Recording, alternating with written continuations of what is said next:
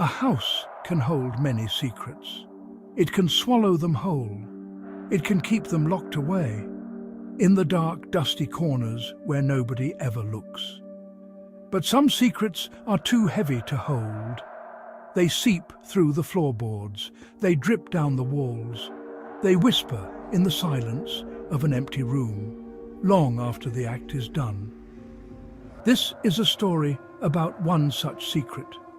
It's a story about a house on a quiet street in a town much like your own. A house that appeared normal from the outside, with its trimmed lawn and its welcoming porch light.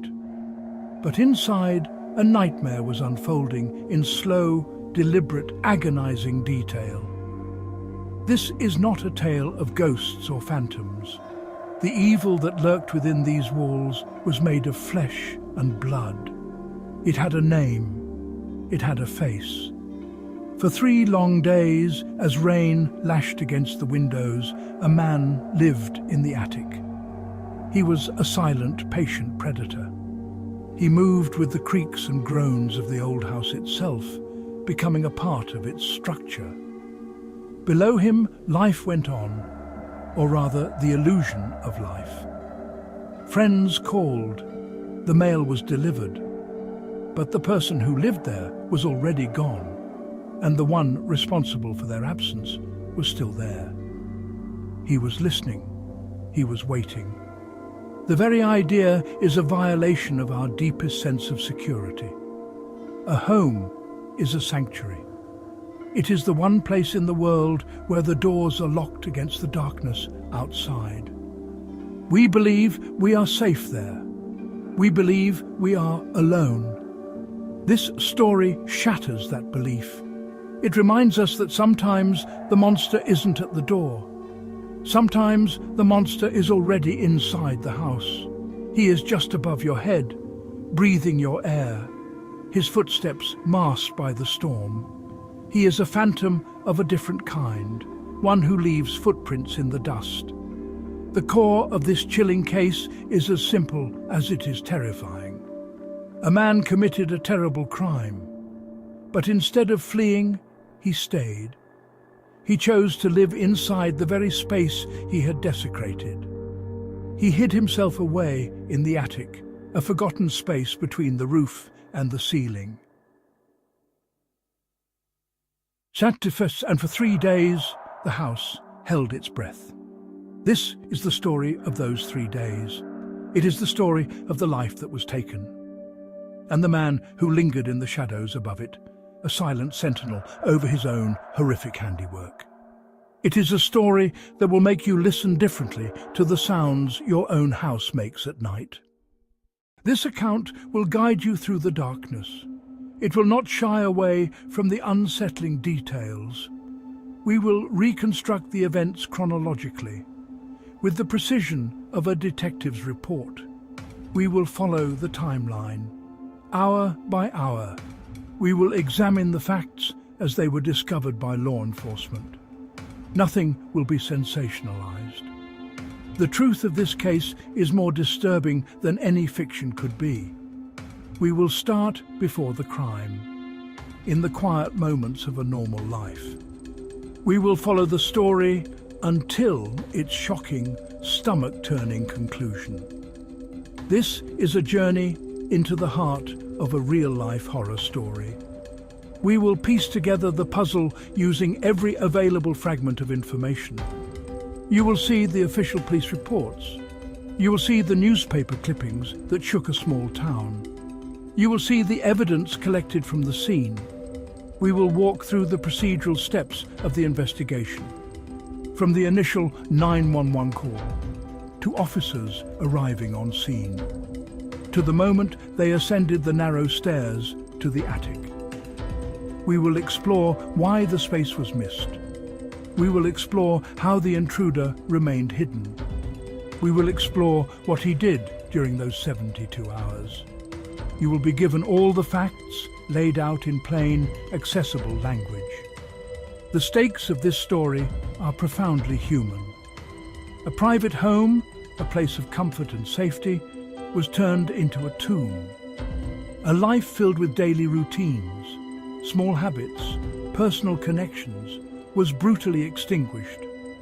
We will give a voice to the victim, painting a picture of who they were before their life was stolen. The ripple effects of this crime spread far beyond the four walls of the house, shaking an entire community to its core. It raised questions no one wanted to ask. If this could happen here, on this street, to this person, where is anyone truly safe? Prepare yourself for an immersive, atmospheric account. We will use sensory details to place you inside the story. You will feel the chill of the damp air. You will hear the relentless patter of rain on the roof. You will hear the subtle creak of aging floorboards. This is more than a recitation of facts. It is an exploration of a crime that defies easy explanation. We promise to tell the full, unvarnished story of the man who lived in his victim's attic. A story that will stay with you long after the final words are spoken. A quiet whisper in the back of your mind. Eleanor Vance was a creature of habit. Her life was a collection of small, well-worn routines that gave her days a quiet, predictable rhythm. Every morning, just after 7, her neighbors in the sleepy town of Cedar Creek could see her silhouette in the upstairs window. The one designated 2B by the building's original plans. She would stand there for a moment, looking out over the dew-dampened lawns as she drank her first cup of black coffee.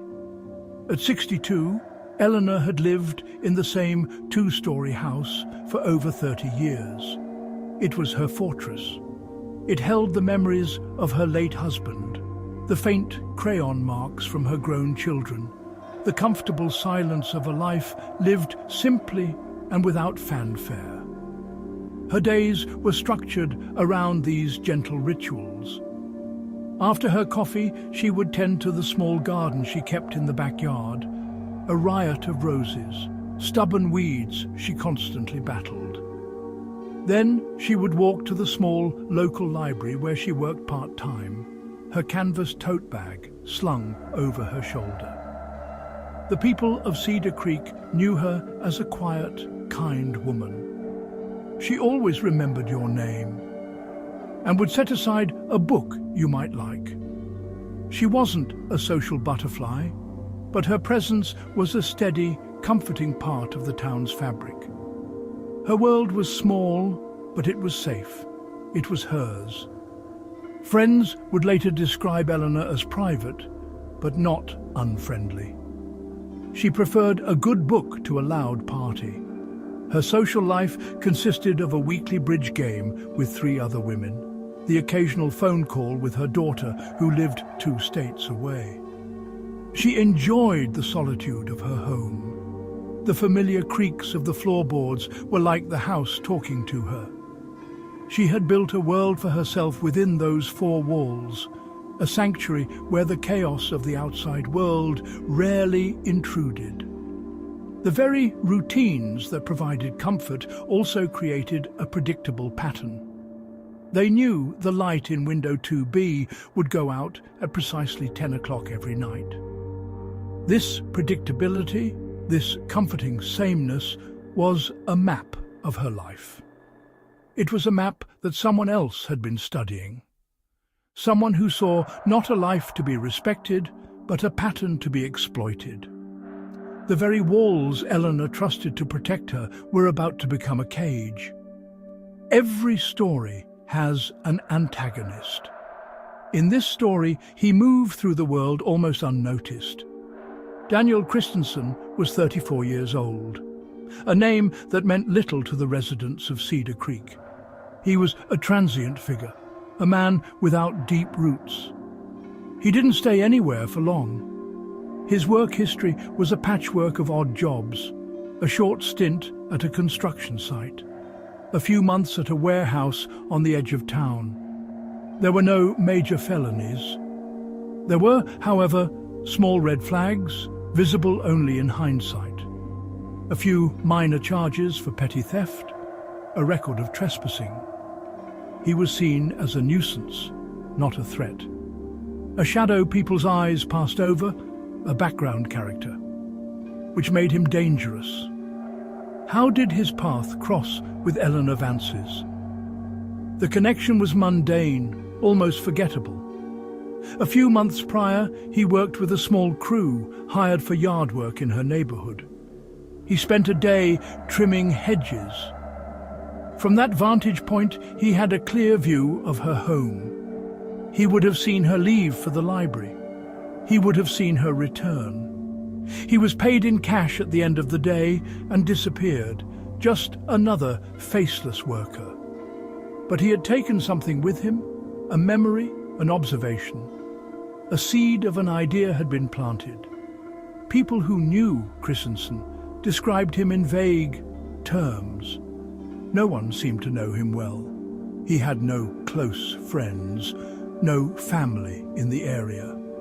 He was a ghost long before he decided to haunt Eleanor Vance's house.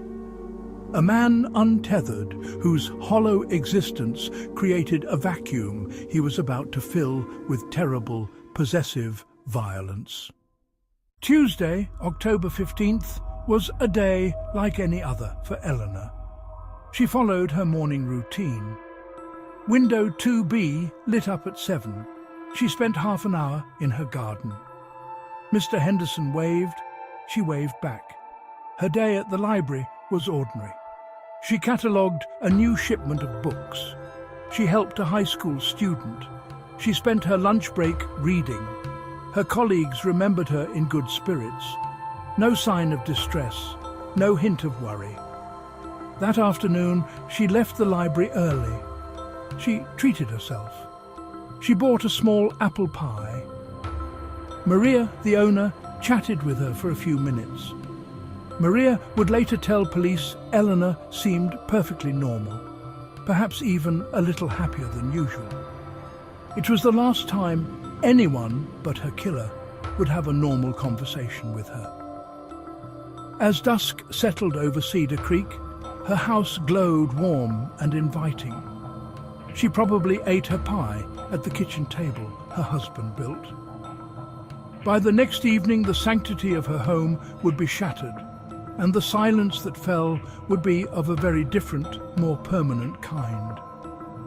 Wednesday arrived with a change in the weather. A low, grey sky hung over Cedar Creek, threatening rain. Mr. Henderson noticed that Eleanor's curtains in window 2B remained drawn. It was unusual. He dismissed the thought. Later that day, another small inconsistency. She had a small package for Eleanor. She rang the doorbell. There was no answer. She could hear the faint sound of a television from inside. As the day wore on, another neighbour noticed something. The lights inside Eleanor's house were on. This observation began to paint a subtle but unsettling picture. The house, usually so predictable, was behaving erratically. Inside that house, the established routines had been broken. The rhythm of Eleanor's life had stopped, and someone else's had begun. By Wednesday evening, the drizzle had become a driving rain. 2 states away, Eleanor's daughter Jessica was trying to reach her mother. It was their scheduled weekly call. The phone rang and rang and rang. She tried again 10 minutes later. This time the phone was picked up. But there was no hello. There was only silence. Jessica could hear something in the background, a faint rhythmic sound. It sounded like breathing and the low murmur of the television. "Mom?" she said, her voice tight. She heard a soft click, then the dial tone. The line was disconnected. Now, the worry was no longer nascent. It was a cold, hard knot of fear. Jessica immediately called back. This time, the phone rang endlessly. It was as if no one was there. But someone had been there. Someone had picked up the phone, and someone had hung it up.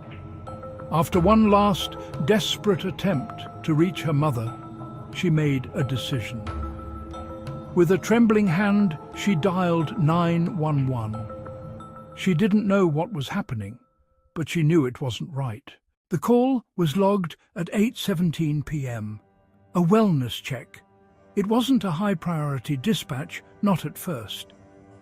Patrol Car 7, Officer Miller, Officer Davis. They drove through the rain-slicked streets of Cedar Creek. When they arrived at Eleanor Vance's house, it looked just as the neighbor had described it. Dark, quiet, still. They walked up the porch steps. Officer Miller rang the doorbell, then knocked. Cedar Creek Police, Mrs. Vance, is anyone home? They walked the perimeter of the house. They saw a tidy living room, a clean kitchen. Nothing seemed out of place. Officer Davis checked the doors. The front was locked. The back was locked. Every window on the ground floor was secure. Based on the daughter's panic call, they decided they couldn't just leave. The sound of shattering glass was sharp and violent. He hoisted himself inside. They were inside. The house was eerily silent. A faint, unpleasant smell hung in the air, something metallic and sweet. The timeline of the official investigation had begun, and upstairs in the dark, someone was listening. They cleared the ground floor, room by room. Living room, neatly arranged furniture. Nothing was disturbed. The television sound came from the room directly ahead. It drew them toward the staircase. Ascending the creaking steps, the unpleasant smell grew stronger. The door slightly ajar, flickering blue light spilling onto the carpet. The metallic odor was strongest here. They both knew they were about to find something terrible. Officer Miller pushed the bedroom door open gently. On the floor, next to the bed, lay Eleanor Vance. She was still. They checked for a pulse, a formality. Officer Miller keyed his radio. Dispatch, be advised, the homeowner is deceased. We have a 1144, secure the scene. While Miller called, Officer Davis scanned the room. He noted the position of the body. He noted the lack of any obvious weapon. Minutes later, the street filled with silent flashing lights. The house was now a crime scene. First step, a full sweep of the house. Every space large enough to hide a person was checked and cleared. As the forensics team began their painstaking work, they were confronted with a home that looked almost untouched. A life full of quiet routines that had been brutally stopped. Forensics catalogued everything. They dusted for fingerprints. They carefully collected fibers. Every action was precise, documented, and bagged. The detectives focused on points of entry. There were no signs of forced entry. This was a critical and perplexing fact. And upstairs, in the darkness, a pair of eyes watched the flashlight beams slice through the cracks in the floor. During the second, more thorough sweep, a young forensic technician was tasked with documenting the upstairs hallway. As his flash went off, it illuminated a faint rectangle in the ceiling. A close-up reveals an attic hatch. Leo flagged it for the detectives. It was part of the house, so it had to be checked. Detective Corbin sighed. Probably full of spiders and dust, Corbin mumbled. Officer Davis pulled the old cord. The folded ladder slowly descended. He grabbed his large flashlight and began to climb. He reached the top and pushed his head and shoulders into the opening. It was exactly as expected. A thick, undisturbed blanket of insulation and dust. It looked like it hadn't been touched in decades. It's clear, nothing up here. He didn't climb all the way in. He didn't need to. From the hatch, he could see every corner. Thursday morning brought a grey, washed-out light to Cedar Creek. The police presence had been scaled back. The focus of the investigation shifted outward. The answers were almost universally the same. The lack of any obvious motive was maddening, but it was not empty. Upstairs, in the stifling heat of the attic, the silence was broken by the sound of a stomach rumbling. He was terrified when the officer's head popped up, convinced he was caught. But the beam passed him by. He had not eaten, had not had a drop of water since Tuesday night. He was perched between two impossible choices. For now, he chose to wait. Sometime after midnight, in the deepest part of the night, a desperate gamble was made. He believed he was alone. Slowly, he began his descent.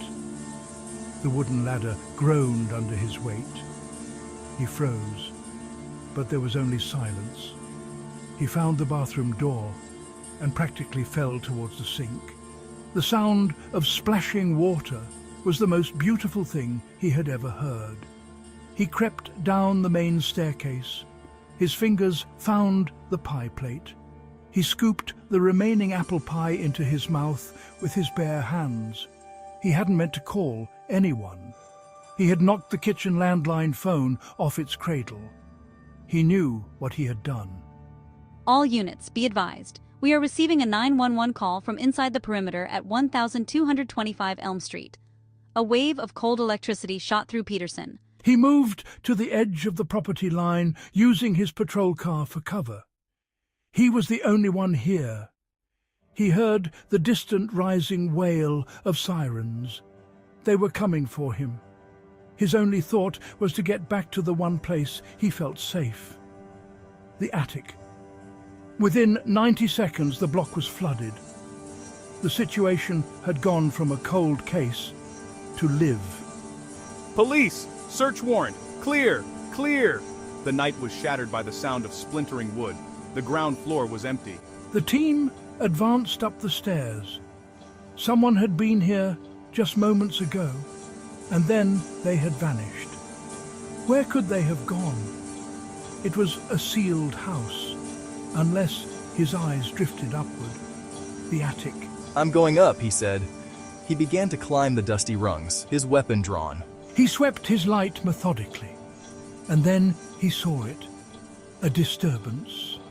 Scuff marks on the dusty floorboards. "Police department, if there is anyone up here, make yourself known now." A flicker of movement. A figure was rising from a huddled position on the floor. It was a man, gaunt, filthy. This was the ghost that had been haunting the house. "Who are you?" Raspy whispered. "Daniel. Daniel Christensen." He was too weak, too psychologically broken to fight. The search was over. They had found him, not through a fingerprint or a DNA match, but because he had gotten thirsty. He hadn't fled the scene because he had never left. He had simply gone upstairs. The legal proceedings were swift and decisive. Christensen offered a full confession. He pleaded guilty to first-degree murder. Daniel Christensen received life without parole. He was transferred to a maximum security state penitentiary. Justice, in its formal, procedural sense, had been served. Christensen intended to burglarize a house he thought was empty. He was surprised by Eleanor's presence. In a moment of panic and rage, he killed her. Hiding in the attic was a panicked improvisation. From the state's view, the file is closed. No loose ends, no other suspects. The system worked, a crime committed, a punishment delivered. While the legal questions were answered, many others remained suspended in the silence left behind. Why did he stay? What was going through his mind during those 3 days? Listening to the house being dismantled below. The community still whispers about the officer who cleared the attic. How could he have missed him? It was a simple human error, a failure to imagine the unimaginable. Did he ever look down through the cracks in the floorboards? at uniformed officers searching for a man just a few feet above their heads. In the end, a house is just a structure.